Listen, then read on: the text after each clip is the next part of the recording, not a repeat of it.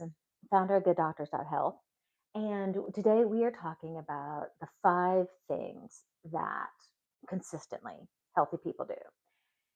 I work with people from all over the country, people coming in, and essentially the dominant individual, that the number one type of individual that I work with, they are usually very busy people. They are people who are trying to do a lot with their lives. They are individuals who um they're very interested in prevention, but the most important thing is they want natural solutions. They don't want to go on more prescriptions. In fact, they want to get off as many of the prescriptions as they can possibly get off of and keep themselves from going on prescriptions. So we do go through and we have to find out, okay, what is your body asking for? Because there is just no way in the world of natural, you can't just take every supplement. There are a bazillion of them. And frankly, my philosophy really is only take what your body is asking for. Don't you can actually take too much. And I run into that. Some people's numbers just don't look really all that great because they're blocking the receptors, trying to absorb the things that they actually need with a whole bunch of things that they don't need. So when we're going through and we're working on how do you reverse these disease processes, how do we address these things naturally, what do we do? And then again, I'm always going based off of the lab results. What is the blood work telling us that they need? But there are some really consistent themes, and so let's just go ahead and hit on those here. And these aren't going to surprise you, but the way we look at them will. So first and foremost, we have to look at food. Right? You are what you eat. It's more true than we like to realize. Okay, what you eat very, very much matters, and you cannot out medicate a bad diet. You can't out exercise a bad diet. You can't out supplement a bad diet. And that's what so many individuals, they're like, okay, I don't want to eat right. I don't want to exercise. I don't want to, what do I do? You're kind of you're limiting your options, especially in the natural world. So diet is critical. It is so important. And frankly, I know we all love the things that taste great, and some of our favorite foods, things that have like just wonderful memories for us. I get all of that. But when you eat right and you eat what your body is asking for, you feel so amazing. And that kind of is addictive in its own way. So while I get that you miss some different things from here to here now or whatever, I'm gonna tell you, it is just so worth it, to just the way you feel, to find the diet that works right for you. Hello, hello, hi everybody. So good to see some familiar names here. Oh, thank you, thank you, thank you. You guys are so kind to me. So one of the things with regards to food, so number one is, okay, we got to have focus on diet. Food has to be the foundation. Okay, you can't out exercise, cannot work. Has to be food. So then the question is, okay, should I be paleo? Should I be keto? Should I be a vegetarian, vegan? What I mean, there are so many different diets out there, right? And here's the thing: is which one is right for you? The answer is, well, it depends. It depends on what your body is asking for. But if I was going to create one whole category of really great foods and things that work for us, it's whole food. If we're going to break it down, that's it. It's whole foods.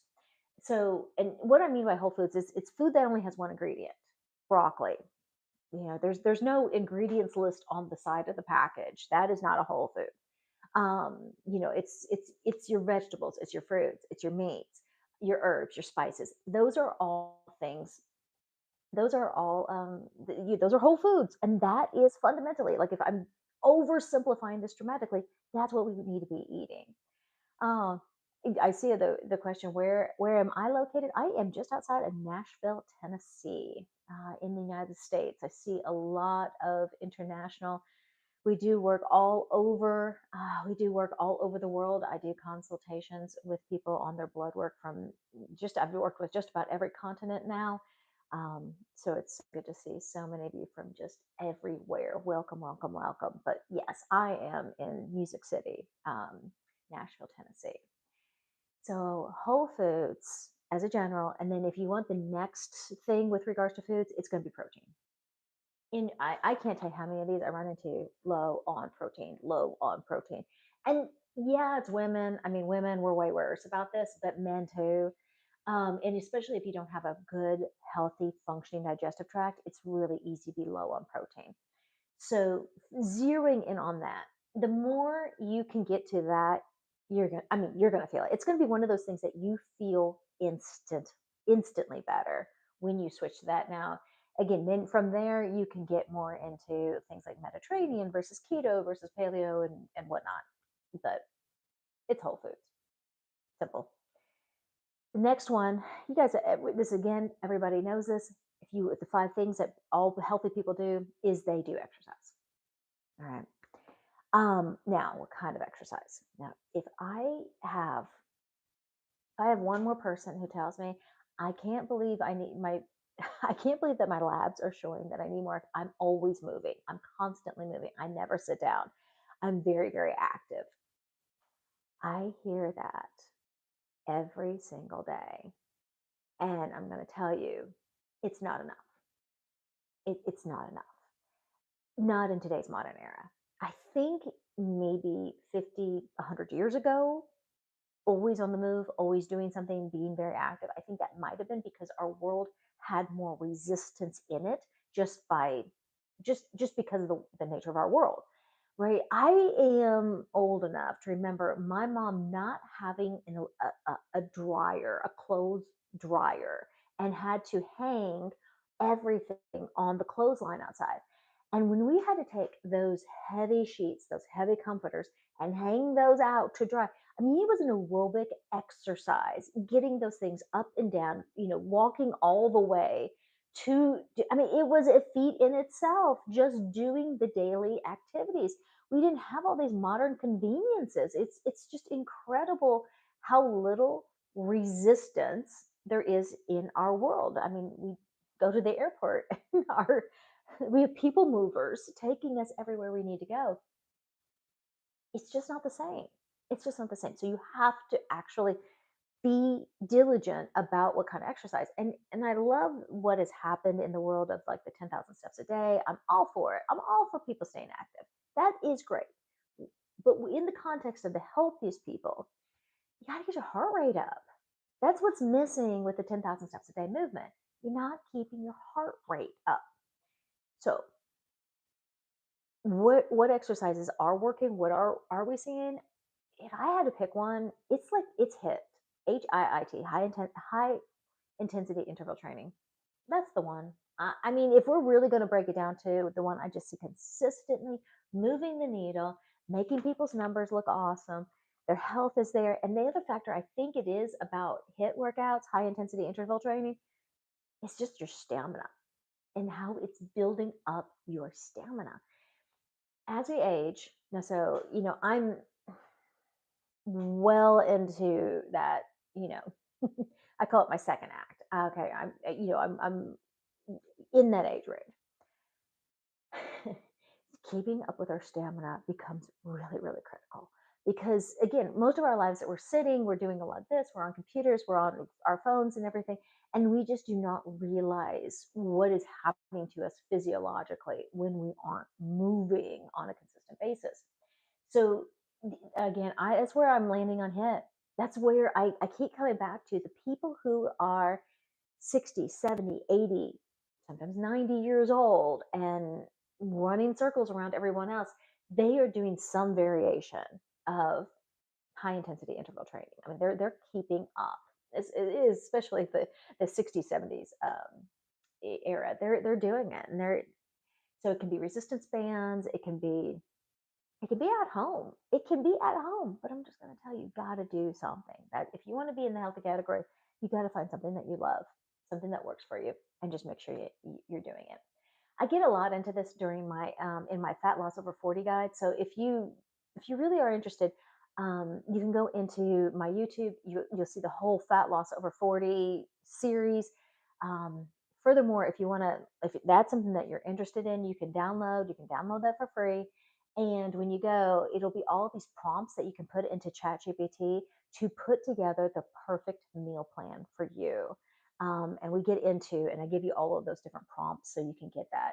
That has been absolutely amazing. And I'm just going to say, if you haven't used ChatGPT to create your perfect ideal meal plan, I'm telling you, it is amazing. So hopefully you get a chance to do that. But yeah, do go through my YouTube channel and Fat Loss Over 40 Guide.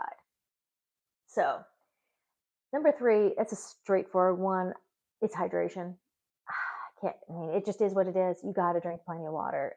If you're not drinking enough water, there are so many symptoms that you could be having. And frankly, people who are dehydrated also experience way more hunger signals. So they're more prone to overeating. They're prone to brain fog. They're prone to lethargy. I mean, there's so many different things that happen when you are not hydrated. And it's not that, I mean, it's pretty straightforward.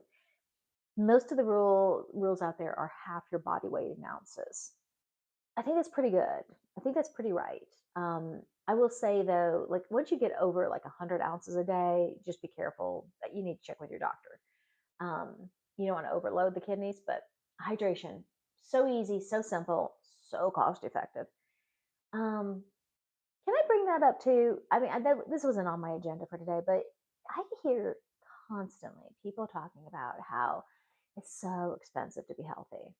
No, it's not. It's really not.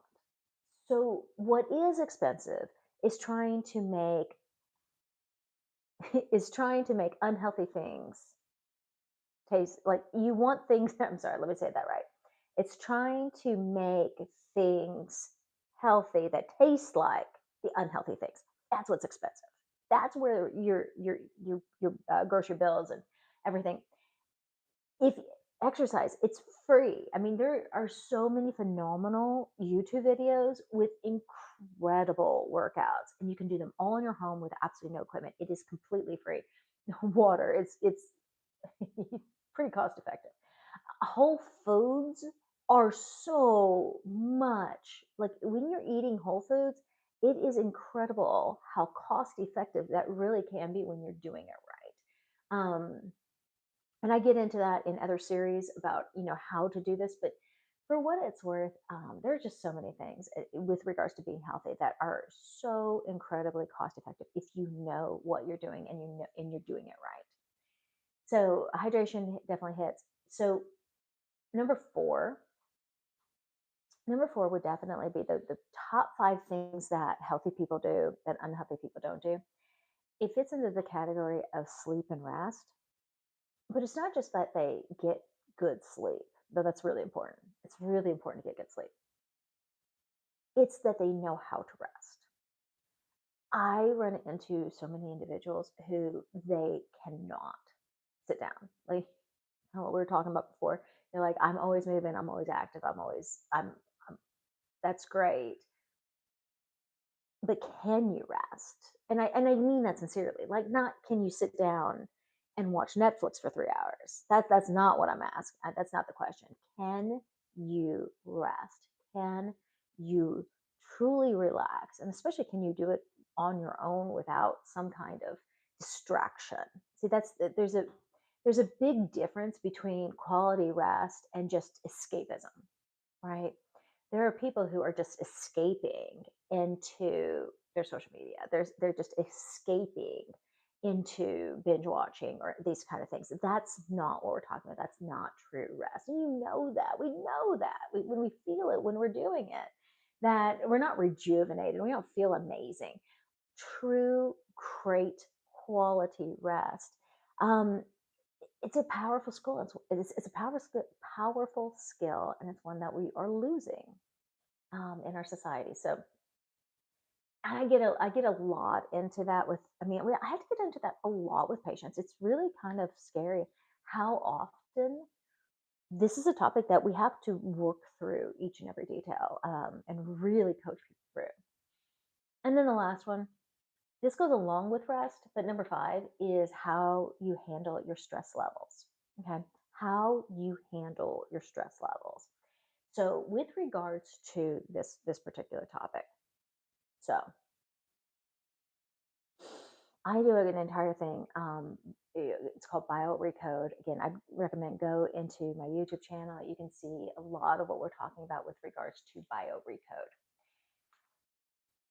Stress does show up. So, when we're running all the panels, when we're running all the labs, and we're looking at this data point, I'm going to tell you, it's not just your cortisol levels, which cortisol levels are huge. But I mean, you can see where this shows up in all of the different systems and how it impacts everything um, from absorption, which is a big one. We see all of these different issues in your digestive tract. We see all these different things happening with when people are in too much fight or flight. What happens is they don't rest and digest. And then essentially, when you aren't digesting, then you're not absorbing. If you're not absorbing, you're not fueling, and you're pretty much going into a spiral. So managing and having adequate stress coping, how we handle stress, how your life, how all of those different things. So here is what you can definitely look at. My Bio Recode. Go to some of those. Go to some of those materials. I will be getting more into Bio Recode and how to work with this probably in the next month or so. I'm planning on getting all of that together and launching that sometime in November. So if you're watching this, it's probably going to be coming up here in the next 4 weeks or so. I'm putting that all together. And the biggest reason why I'm doing that is because so many of the patients that I'm working with, we can get them better on so many different levels, but because of these intense stress levels that they just can't seem to escape from, they don't get the fullness of the results. And frankly, it drives me crazy. I have I cannot just leave that alone. Like, oh, so be it. You have, your stress levels are too high. You know, you're just destined to not feel great. That's not enough. So that's one of the reasons why I'm really going to be doing a lot more with the BioRecode. We're getting incredible feedback, by the way. If I hope some of you who are watching, I just got a fantastic email today. So we're doing Bio Recode right now every Wednesday afternoon. We're going through doing it live. I probably won't be doing it live much longer after this. It'll just be a series. But I got this email saying this it's been absolutely invaluable, quite timely, and it's every time she gets on, she says. It seems like every time I have a question, you do a video about the very same thing. It's like you're reading my email. um, and it has just been so great, and we've seen so many breakthroughs in BioRecode. So I am excited to be able to bring that to more individuals. Just because my time is getting eaten up pretty good, but with the right with the right efficiencies, it all can be done. So that is it for today. So please, if you have questions, shoot them in, put them in the comments. My team will get back to you. But if you want any more information or just want to check it out, go to our website. There's a lot.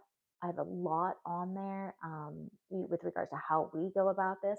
And a lot of individuals, we just set up consultations to go over what are your issues, what are you dealing with, what are you where are you struggling, and how can we help you do it better. So appreciate everyone. I hope you have a wonderful and very blessed rest of your day.